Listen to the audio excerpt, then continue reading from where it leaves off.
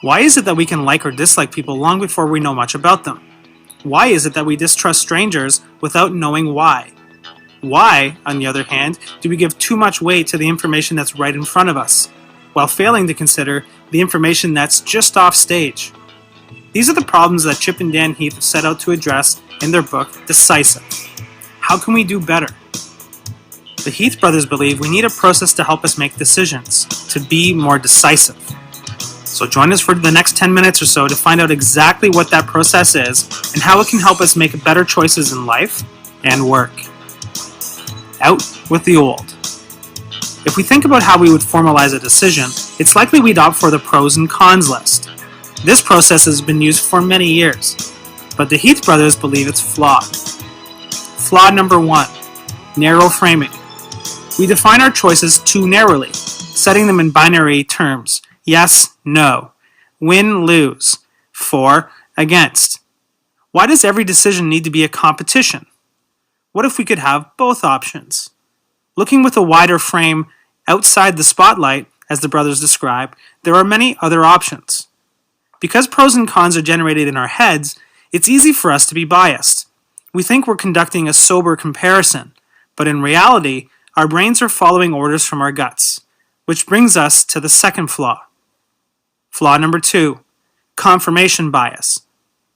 Our normal habit is to develop a quick belief about a situation and then seek out information that bolsters our belief. When we collect information to assess options, we are more likely to select information that supports our pre-existing attitudes, beliefs, and actions. When we want something to be true, we spotlight the things that support it, leading to more pros than cons. Flaw number 3, short-term emotion. When we've got a difficult decision to make, we can lose sleep over it. We replay the same arguments in our head. We agonize about our circumstances. What we need most is perspective. Looking at the pros and cons in isolation is inappropriate. Nothing, good or bad, stands alone. We need to look at the big picture, avoiding the fourth flaw. Flaw number 4, overconfidence. People, including us, think they know more than they do about how the future will unfold. We have too much confidence in our own predictions.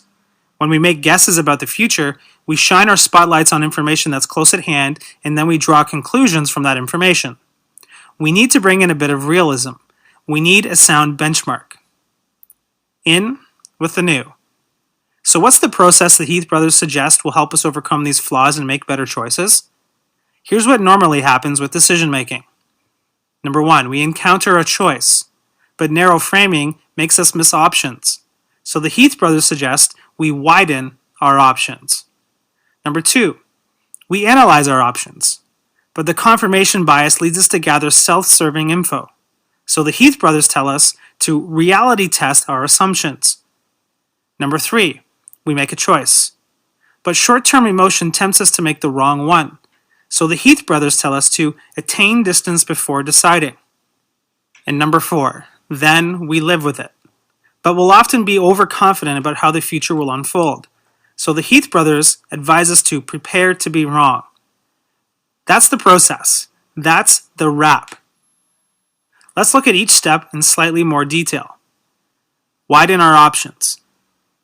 Ever find yourself asking the following questions? How can I make this work? How can I get my colleagues behind me? Yes? Then why do you never ask these? Is there a better way? What else could we do? Finding answers to the second set is the key to widening our options. The first approach is to learn to distrust whether or not decisions. Focusing is great for analyzing alternatives, but terrible for spotting them. The brothers suggest we should adapt our situation and temporarily assume we cannot choose any of the current options available. What else can we do? This often gives rise to new and innovative alternatives. A second approach is to multi-track and consider several options simultaneously. Direct comparison helps us compare options fairly and equitably, and as a consequence, it feels right. To get the benefits of multi-tracking, we need to produce options that are meaningfully distinct. We must be careful, too, to avoid sham options, which exist only to make the real option look better. Reality test our assumptions. We all have a common failing, a bias to favor our own beliefs. The confirmation bias leads us to hunt for information that flatters our assumptions. So how can we learn to overcome the confirmation bias and reality test the assumptions we're making? The first step is to consider the opposite of our initial instincts, beginning with the willingness to spark constructive disagreement. In our individual decisions, how many of us have ever consciously sought out people we knew would disagree with us? A devil's advocate. For high-stakes decisions, we owe ourselves a dose of skepticism. The Heath brothers point out that the Pentagon uses a murder board staffed with experienced officers to try to kill ill-conceived missions and suggest we do the same. The brothers suggest we should take each option, one at a time, and ask ourselves, what would have to be true for this option to be the right answer? If someone asks us to figure out what would have to be true for an approach to work, our frame of thinking changes, giving us a chance to back away from our beliefs and learn something new. It allows people to disagree without becoming disagreeable.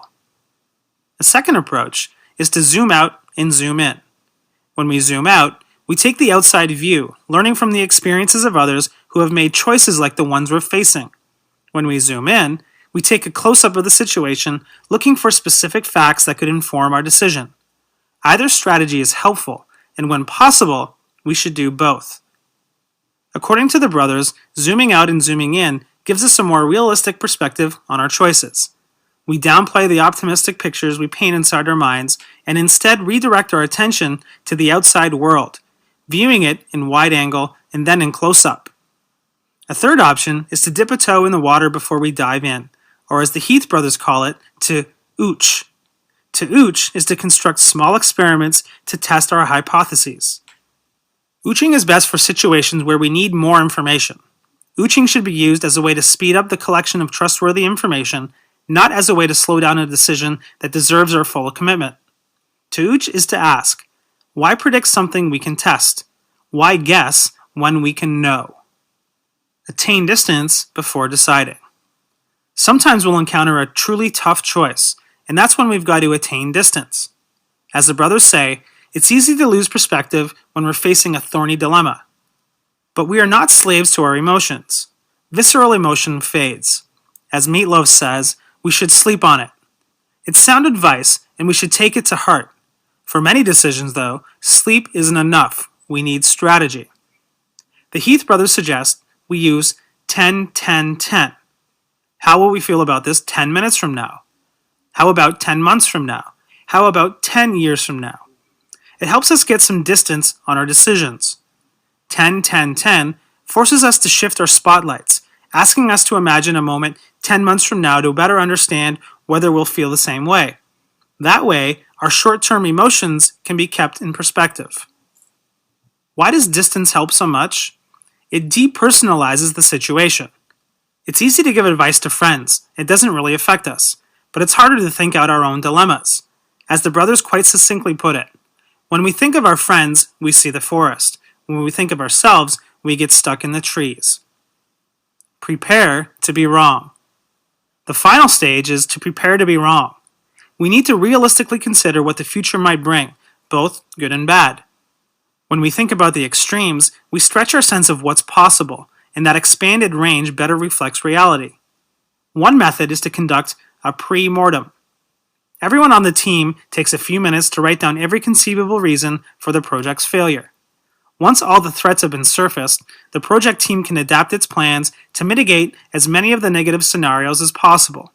The pre-mortem is, in essence, a way of charting out future possibilities and plotting ways to avoid ending up there.